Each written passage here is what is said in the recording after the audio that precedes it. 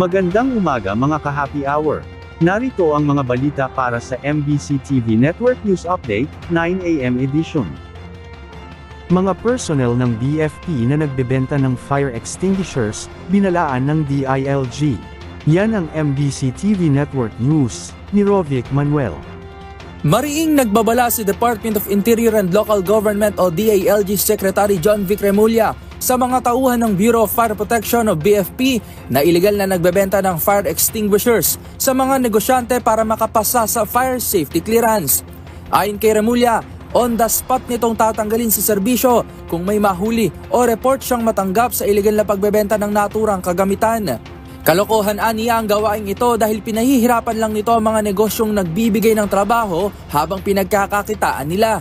Kasabay nito, nagpaalala rin ng kalihim sa mga local chief executive sa Cebu sa isang aktibidad na dinaluhan ito doon na agad na ireklamo sakaling may illegal na gawain at delayed na pag-issue ng fire clearance ang BFP. Base sa BFP Memorandum Circular 2016-016, mahigpit na pinagbabawalan ng mga kawani ng BFP na masangkot sa pagbebenta ng fire extinguishers maging ang pag-eendorso ng supplier ng firefighting equipments. Habang sa ilalim naman ng Republic Act No. 11032 o ang Ease of Doing Business Law ay dapat na makapag-issue ang BFP ng fire safety clearance at iba pang papeles sa loob ng 7 araw. Para sa MBC TV Network News, ito si Rovic Manuel ng DZRH TV, una sa Pilipinas, una sa Pilipino.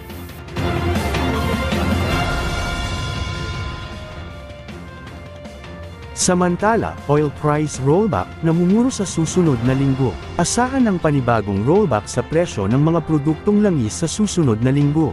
Ayon sa Department of Energy, na sa nagdaang 4 na araw na trading ay nakita nila ang posibilidad ng rollback.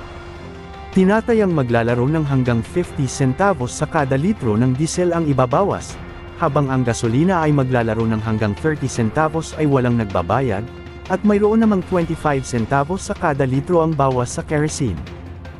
Sa araw pa ng Lunes, malalaman kung magkano ang rollback na kadalasang ipinatupad sa araw ng Martes. At yan ang mga balita para sa MBC TV Network News Update, 9 AM edition. Abangan ang mga susunod na balitaan mamaya, para sa 10 AM edition.